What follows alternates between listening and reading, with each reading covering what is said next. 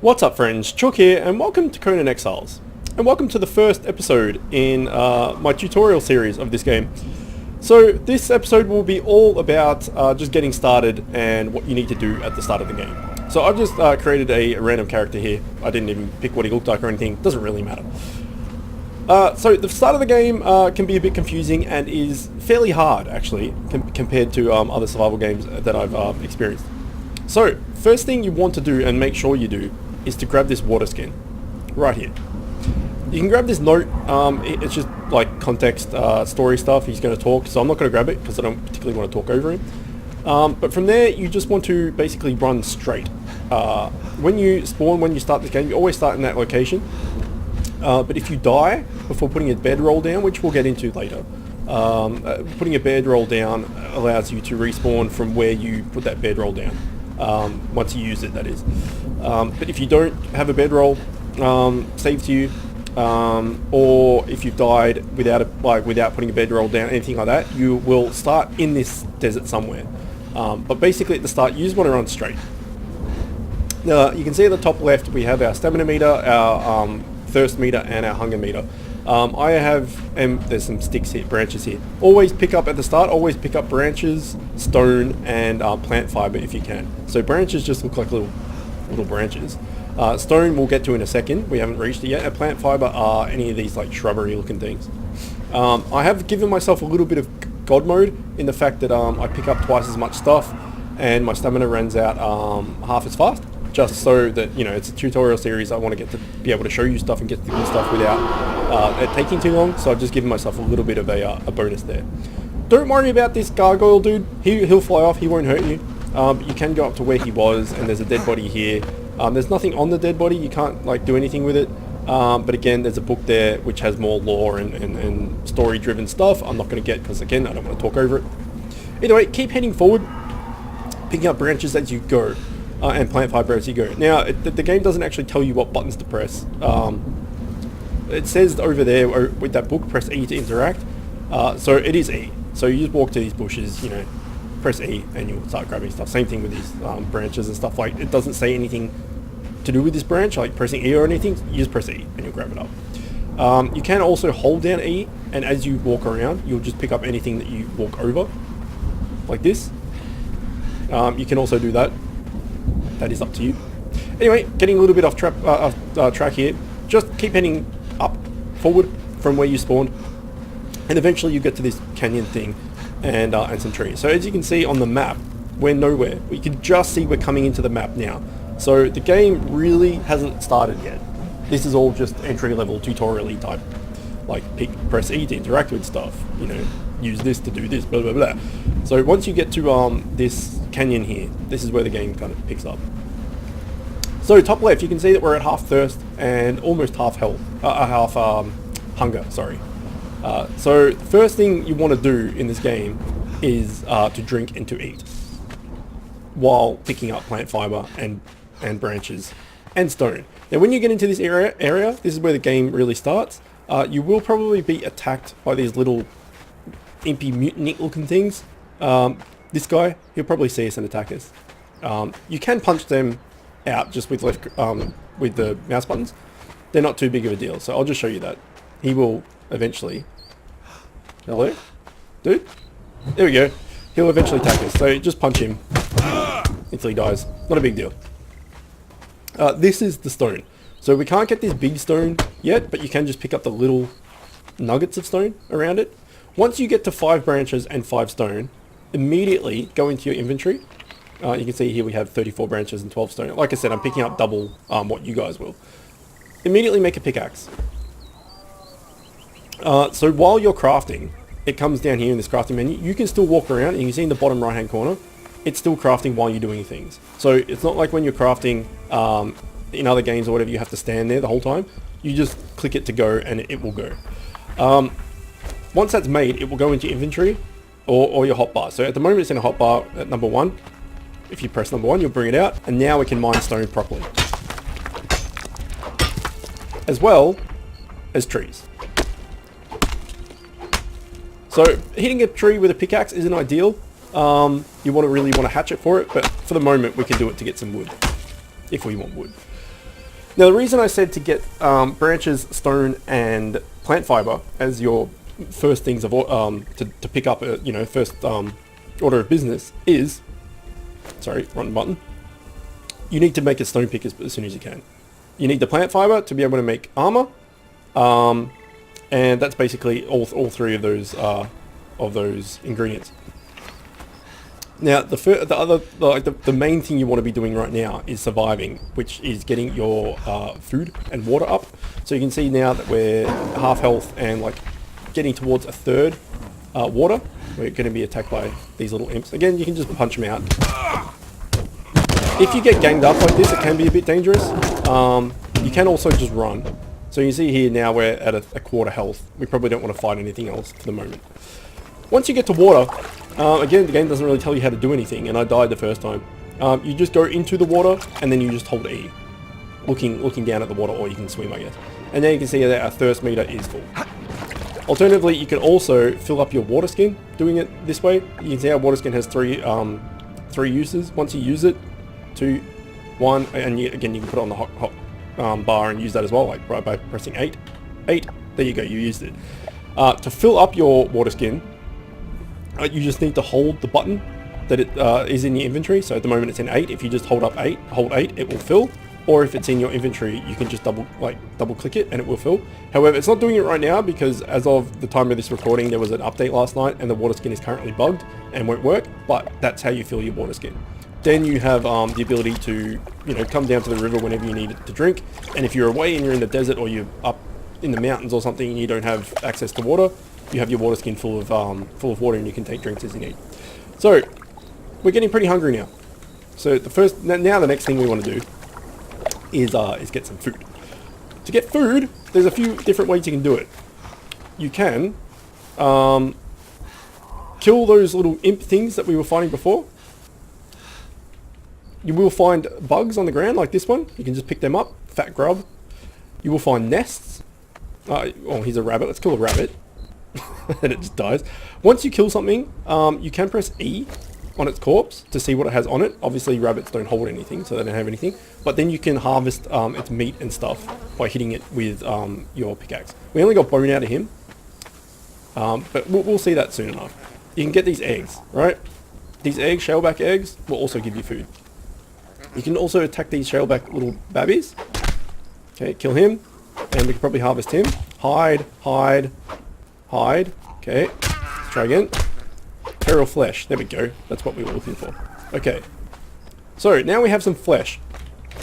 And we have some eggs. And we have a grub. So you can see with 38, one grub will give us up to 43. An egg will give us up to 54. So these are good in a pinch. You do not want to eat raw flesh. Okay, we've gotten too close to this shellback and he's going to attack us. I recommend running from them at the start of the game. They can be quite tough until you have like a decent weapon. A pickaxe probably not going to cut it. So I'm just going to swim to safety. It's not going to follow you over the water, so you should be fine. It just stops at the water's edge and glares down at you. So the next thing we want to do is we don't want to eat feral flesh raw because, oh shit, crocodile. Okay, do not fight crocodiles at this level either. It's actually pretty hostile around here. Like I said, you'll probably die early on. It's quite easy to die. There's a lot of things going on, a lot of boxes to tick effectively to survive, and there is hostile stuff everywhere. But as long as you don't get too close to those shellbacks, they won't attack you. And it's mainly these little imp guys, these mutant dudes that will attack you more than anything else. And they're pretty easy to deal with. Like we punched them out before with a pickaxe. They die about the same speed actually. And again, you can harvest them as well. But you don't want to eat raw flesh, which I've been trying to get to, is because it will give you food poisoning, right? So you want to cook it up. So this is how you cook food. You've got your inventory screen. You've also got your level up screen here, your vitals and your level up. We'll get into the attributes in a sec, but you can learn recipes. Once you go into the recipes, first thing you should learn is Experience Survivalist. This will allow you to make a campfire and a sealed water skin. We already have the water skin, but if you didn't pick it up, you can get another one. Or if you die and you lose it, again, you can make another one. Either way, the campfire is the main thing we want to get here. We have 3 available points. This only costs 1, so we'll get it. That has immediately gone into your inventory of what, like, so this is your inventory that you're holding, and this is your, like, crafting inventory, I guess, like what you can make. So if we click on Campfire, we see that we need 30 stone and 40 branches. This is why I was saying pick up as much stone and branches as you can while you're out and about. So let's go and we've got enough stone.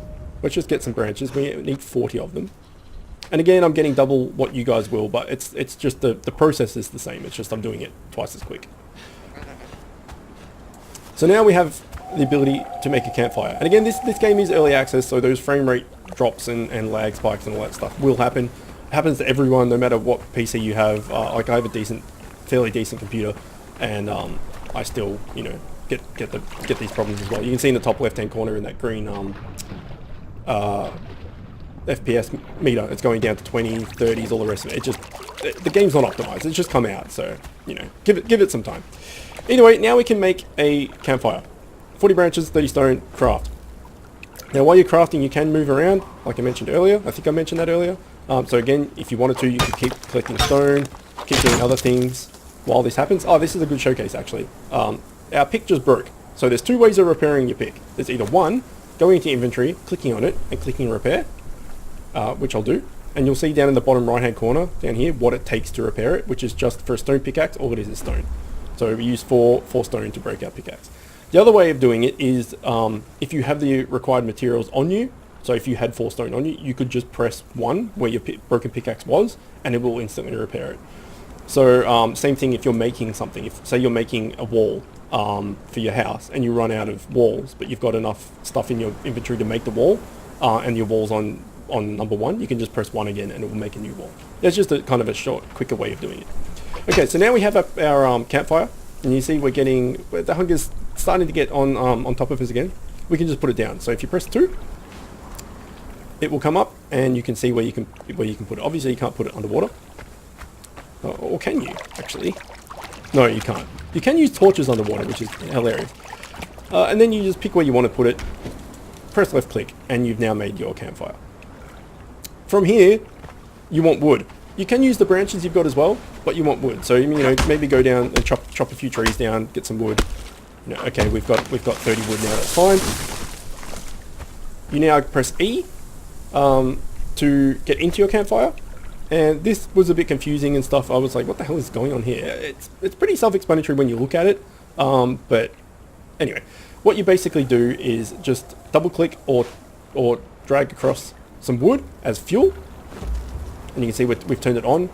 It's like the flames have got higher, and then you just double click or drag the meat across. And you see here now we're cooking feral flesh. Down here it gives you the crafting queue of what's being made. Again, you go off and do your own thing and come back and you'll have some food ready. If you're in a pinch, you may want to just stay there though. Keep picking up everything as you go around, like these branches and you know, plant fiber and stuff. So we'll make some armor in a sec with all this plant fiber that we're grabbing. Pardon me. And let's make some armor, right? So we have enough. 25 plant fiber for the tunic, craft that.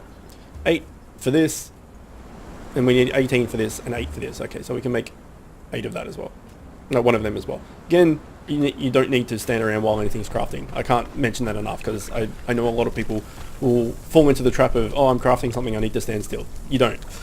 Okay, so this has been cooking for a while. We can press E, and you can see now that we've still got 30 wood, which has 8 minutes to go of burn time. We have the 5 feral flesh that are being cooked, and 4 now, and we have the 4 shredded roast that have been cooked. Same thing, double click or drag it into your inventory, and now it's in our inventory. Now, if you double click this again, you double click to eat, or you can click on it and press use. But while you're in this campfire thing, if you double click on it to eat, you're just going to put it back into the campfire and back and forth. We had a lot of trouble with this early on because we're like, why can't we eat it? You need to get out of the campfire, then go back into the inventory. I didn't actually take it, did I? Then into your inventory, then double click it, and you'll see that our food will go from 31 to 53, and you can stock up. Meat will eventually, everything basically, like meat and well, yeah, mainly consumables will go off. So you can see here that this meat, this stack of 9 feral flesh, has durability 53.2, 51.6. When it gets to 0, it will turn into putrid meat. Putrid meat is completely useless. It can't do anything. I guess you can eat it, but you'll get sick. To drop things, you go into inventory, you click on the thing, so we don't want this putrid meat, and then there's drop here. You can press drop or the hotkey to 0, or not to 0, sorry, to O. So you just press O, and you'll drop it, and there'll be this little bag. These little bags will despawn eventually, so you don't run around and just find 1,000 bags of putrid meat everywhere. But they will despawn eventually.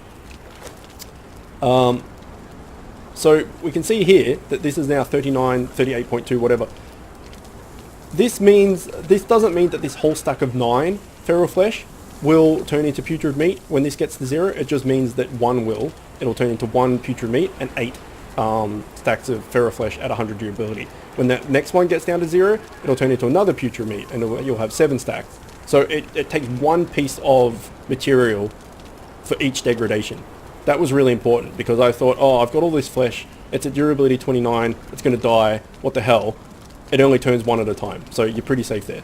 Exact same thing with cooked meat. Cooked meat will eventually go off as well and turn into putrid flesh.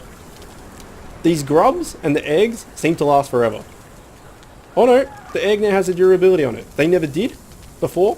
Turns out the grub does. The grub doesn't, sorry, so you can kind of keep the grub as a fallback if you need to.